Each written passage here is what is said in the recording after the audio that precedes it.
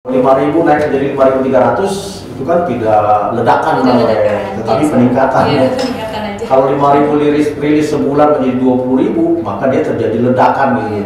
Nah inilah yang kita pacu sebagai efek bombastis untuk bisa medsos ria itu merupakan motivasi ajakan buat personil supaya mereka itu menikmati bagaimana cara yang baik, senang, happy, gembira. Kemudian menjadikan medsos itu sesuatu yang sifatnya juga excited bagi mereka.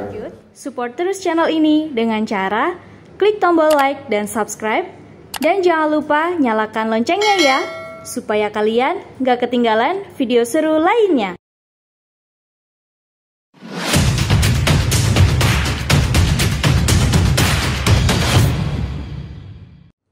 Assalamualaikum warahmatullahi wabarakatuh. Salam Pendekar Banten. Salam Pendekar Banten. Halo Sobat Pendekar, welcome back to our channel, our new program, ya, Pendekar Banten Podcast. Dan saya Sabrina sebagai host di Pendekar Banten Podcast. Sobat Pendekar, sebelum lanjut nih, jangan lupa like, share, dan subscribe channel kita biar gak ketinggalan video berikutnya. Iya Sobat Pendekar, hari ini adalah hari yang bersejarah. Hari ini adalah hari yang bersejarah. Karena apa? Karena hari ini adalah pertama kalinya podcast Pendekar Banten tayang. Apa itu Pendekar Banten? Nanti kita akan ulas di sini. Dan kita juga akan membahas program Kabid Humas Polda Banten. Dan luar biasanya hari ini telah hadir narasumber kita. Ini narasumbernya gak main-main. Beliau adalah penggagas dari podcast Pendekar Banten. Dan podcast Pendekar Banten ini adalah salah satu mimpi beliau yang akhirnya be real. Dan this is the great studio. Mari kita sambut Bapak Kabid Humas Polda Banten, Kombes Pol Sinto Bina Gunawan Silitonga, SIK MSI. Selamat datang Bapak. Terima kasih Mbak Sabrina. Terima kasih telah berkenan hadir di podcast Pendekar Banten, Bapak. Bagaimana kabar hari ini, Pak? Alhamdulillah, tetap prima. Alhamdulillah, luar biasa. Mungkin Bapak bisa menyapa netizen kita yang kita sebut sebagai Sobat Pendekar, Pak. Selamat siang Sobat Pendekar dan salam pendekar dari Polda Banten, sekaligus menjadi perdana untuk bisa memperkenalkan podcast Pendekar Banten kepada masyarakat Banten yang kami cintai. Terima kasih, Pak. Pak Kabid, kita akan menyampaikan nih kepada Sobat Pendekar, apa sih yang melatar belakangi dan melandasi sehingga munculnya ide terbentuknya podcast Pendekar Banten? Kenapa podcast gitu Pak, nggak yang lainnya gitu? Ya, sekarang adalah era digital informasi atau kita sebut dengan digital information 4.0 era. Konteksnya segala sesuatu informasi harus disampaikan dengan cepat dan berbasis pada teknologi komunikasi dan informasi. Maka menjadi challenge bagi saya sebagai Kabid Humas adalah bagaimana Kabid Humas Polda Banten ini juga adaptif dengan kemajuan teknologi dan informasi itu sendiri. Dan inilah impiannya bahwa Polda Banten pun akhirnya mempunyai studio podcast sendiri. Sehingga dengan demikian diseminasi informasi dan share informasi publik kepada masyarakat Banten terutama itu bisa dengan cepat kita sampaikan. Dan mudah-mudahan semakin banyak tema yang kita bahas dan menarik cara penyampaian atau kontennya sehingga mempermudah dalam pelayanan informasi publik dari Polda Banten. Luar biasa. Kenapa sih Pak Pendekar Banten? Filosofinya tuh apa? Biasanya kan pendekar itu identik dengan seorang jawara, bawa tongkat atau bawa pedang, terus punya pasukan gitu Pak. Kenapa gitu Pak? Ya, berbasis juga kepada budaya lokal, di mana sebutan jawara dan pendekar itu identik dengan budaya lokalnya masyarakat Banten. Dan kita juga perlu ketahui sebenarnya pendekar ini juga akronim yang memang disusun oleh Bapak Kapolda dalam Komenderbis Kapolda Banten, yaitu polisi yang empati, ngayomi dan dekat dengan masyarakat Banten. Jadi sekaligus mengayomi budaya lokal juga digunakan sebagai akronim untuk sebuah ide cerdas dari Bapak Kapolda Banten. luar biasa ya Pak ya. Kemudian nih Bapak, selanjutnya kita akan membahas program kerja Bapak. Kan ada dua nih Pak, ada yang pertama ledakan rilis dan yang kedua ayo bermedsos ria. Nah mungkin sobat pendekar ada yang belum tahu nih Pak, rilis itu apa sih gitu Pak? Bisa minta tolong dijelaskan Pak. Konteksnya kita berkomunikasi publik dengan masyarakat Banten itu tidak lagi secara formal. Kita menyampaikan sesuai dengan kaidah-kaidah jurnalis, sehingga kita harus adaptasi untuk bisa mempolakan personil pada fungsi Penmas penerangan masyarakat berpola seolah-olah sebagai jurnalis yang profesional di lapangan. Jadi karya tulisnya dia pun dia harus paham tentang bagaimana cara menulis yang sesuai dengan kaidah-kaidah jurnalis itu sendiri. Itulah yang disebut dengan rilis. Oh, yes. Kalau di kita mungkin disebut dengan semacam laporan dan itu sifatnya formal, tetapi kepada publik pola penulisan secara ringan tetapi memenuhi 5W 1H, what, when, where, why, dan how, itu bisa tersaji dengan ringan sebagai bacaan kepada masyarakat. Terus kenapa sih Pak harus diledakkan gitu Pak? Maka kita perlu sesuatu yang bombastis ya, itu sebagai pemicu dan motivasi juga buat kami sebagai manajer pada bidang humas di Banten. Konteksnya kita sebut ledakan karena posisi Banten dengan alat ukur aplikasi intelligence media management ketika itu masih berada pada posisi 7 dan 8. Dan kalau kita lihat disparitas antara jumlah rilis dari yang ranking 1 sampai dengan seterusnya ke 7 dan 8 itu sangat jauh. Misalnya tiap bulan kita hanya bisa menghasilkan 5.000 rilis dalam 1 bulan, maka ini menjadi tantangan untuk membuat bagaimana caranya bisa menjadi 20.000 seperti itu gitu. Kalau 5.000 naik menjadi 5.300 itu kan tidak ledakan namanya, tetapi peningkatan. Iya, kalau 5.000 rilis sebulan menjadi 20.000, maka dia terjadi ledakan gitu. Nah inilah yang kita pacu sebagai efek bombastis untuk bisa teman-teman dari fungsi Penmas, termasuk juga pejabat, pengelola informasi dan dokumentasi pada satuan-satuan kerja dan satuan-satuan kewilayahan dapat lebih aktif dalam memberikan informasi publik pada masyarakat. Seperti itu. Kemudian ada nggak Pak langkah-langkah strategis yang sudah ditempuh nih kan? Ternyata Polda Banten mendapatkan ranking 1 nih Pak ya.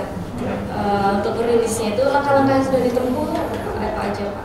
Ya sejak Agustus memang itu bukan perjalanan yang ringan buat saya. Tentu saja karena sebagai manajer yang baru saya harus merumuskan atau memformulakan sebuah kebijakan perubahan. Dan dari kebijakan perubahan itu tentu saya harus sosialisasikan kepada rekan-rekan sekalian di fungsi Penmas. Nah konteksnya dengan demikian maka kami bisa menampilkan hasilnya. Peningkatan kompetensi juga memakan waktu ya. Karena kompetensi itu terkait tidak hanya dengan knowledge, skills, tetapi juga attitude. Attitude misalnya etos kerja, kedisiplinan waktu dalam membuat rilis. Kita kasih target bahwa 1 jam setelah kegiatan rilis resmi itu harus sudah tershare. Ini juga merupakan satu tantangan yang dalam perjalanannya 6 bulan, 7 bulan sampai dengan sekarang ini sudah sangat menghasilkan dan kita berada selalu pada ranking 1 di aplikasi intelligence media management. Luar biasa loh Pak itu Pak. Itu hasilnya sangat signifikan sama polda-polda yang lain gitu Pak. Ya. Polda Banten paling jauh sekali. Betul. Kemudian Pak, untuk program yang kedua, ayo bermedsos ria. Kenapa sih Pak harus mengajak bermedsos? Kan sekarang ini polisi-polisi banyak yang muda nih Pak. Pasti mereka otomatis sudah punya medsos dong Pak. Kenapa masih harus diajak ayo bermedsos ria gitu Pak? Ya, ini juga menjadi tantangan yang signifikan di era digital 4.0 ya. Konteksnya mengajak untuk personil bermedsos itu tidak mudah. Apalagi kalau misalnya dalam tahapan-tahapan tertentu media itu, konten-konten mereka bisa menampilkan sesuatu yang sangat menarik dan kemudian menjadi viral di masyarakat. Ini kan tantangan yang sangat luar biasa buat kita ya. Sekarang apa yang tidak bisa masuk? Tiba-tiba polisi viral karena ya kita bilang misalnya berbuat yang tidak baik seperti itu. Nah sekarang kita balik, kata medsos ria itu merupakan motivasi ajakan buat personil supaya mereka itu menikmati bagaimana cara yang baik, senang, happy, gembira, kemudian menjadikan medsos itu sesuatu yang sifatnya juga excited bagi mereka gitu. Nah, dengan demikian, maka konten-konten yang tersalurkan oleh personil itu pun menjadi lebih signifikan, menarik, dan mungkin bisa diviralkan. Sebaliknya dengan kalimat-kalimat yang tidak enak kita dengar tentang polisi itu ya, kita menampilkan hal-hal positif tentang kepolisian di media sosial. Seperti itu, luar biasa. Kemudian indikator dari tercapainya program tersebut tuh seperti apa sih Pak? Ya ini masih on progress ya. Saya mempunyai wish, even mungkin dream kali sekarang ini ya. Konteksnya adalah bagaimana menjadi komandan dari Cyber Troops Polda Banten. Cyber Troops. Menuju ke sana tentu saja kita harus bisa menggerakkan personil untuk bisa mengoptimalkan akun-akun media sosial official.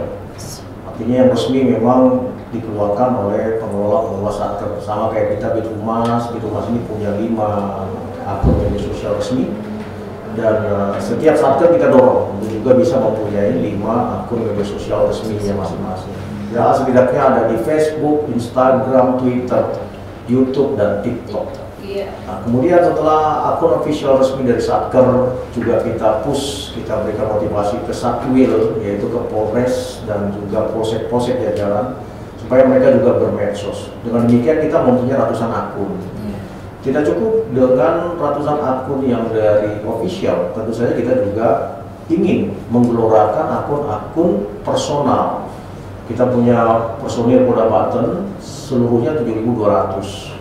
Bayangkan kalau misalnya 60% diantaranya itu atau sekitar 4.600 mereka sudah bermain medsos dan kemudian ikut dalam barisan Cyber Troops Polda Banten.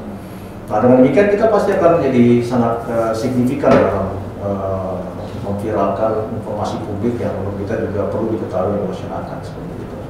Nah ini masih on progress karena tidak mudah kalau di media masa dengan redakan rilis itu kita berhasil ya dalam 4-5 bulan. Ya kita berharap konsentrasi saya ke media sosial sejak bulan 1 tahun 2022 ini juga akan berbuah pada bulan Mei nanti. Bulan Mei. Mudah-mudahan ya. Mudah-mudahan Pak tercapai. Kemudian terkait sama yang tadi Pak, konten-konten misalnya hoax kayak gitu Pak, kan sekarang itu media sosial benar-benar nggak ada filternya gitu ya Pak ya. Lalu ada nggak sih strategi penanganan dari khususnya dari Bithumas Polda Banten sendiri untuk memberantas hoax itu Pak? Ya justru memang itu juga menjadi salah satu sasaran atau target kita ya. Setelah kita bermedsos ria dan publik tahu bahwa admin dari medsos itu adalah unsur kepolisian atau yang official account dari kepolisian. Maka mereka tidak akan sulit untuk mencari saluran atau kanalisasi, melakukan pengecekan tentang suatu informasi yang menurut kita mungkin hoax.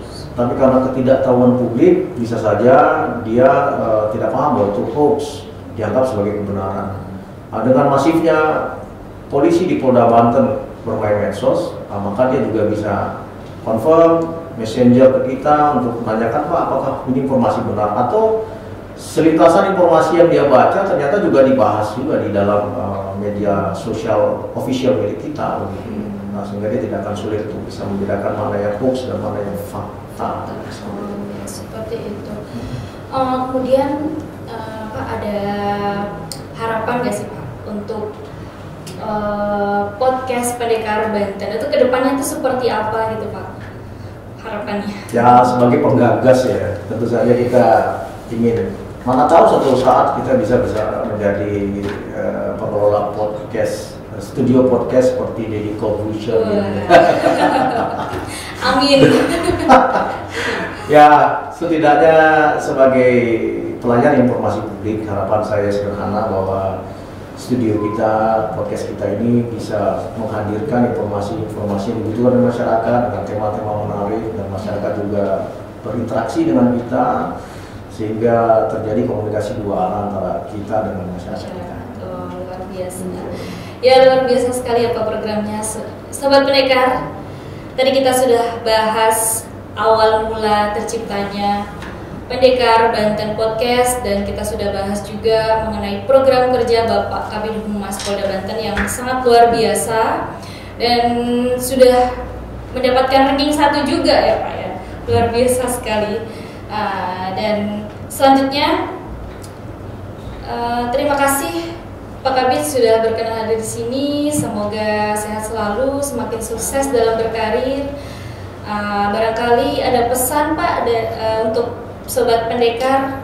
Sobat Pendekar, jangan tinggalkan layanan informasi publik kami di podcast Pendekar Banten. Ikuti terus karena kami akan menyajikan informasi-informasi yang sangat menarik dan terupdate kekinian untuk teman-teman di Pendekar, Sobat Pendekar. Sobat Pendekar, mungkin ini adalah akhir dari diskusi kita hari ini. Jangan lupa like, share, dan subscribe channel kita biar nggak ketinggalan video berikutnya. Dan buat Sobat Pendekar yang mau request tentang materi yang mau dibahas di video berikutnya, di podcast berikutnya, bisa langsung komen di kolom bawah ya. Ingat, jauhi kejahatan, narkoba, dan tetap berprestasi. Salam Pendekar Banten. Wassalamualaikum warahmatullahi wabarakatuh.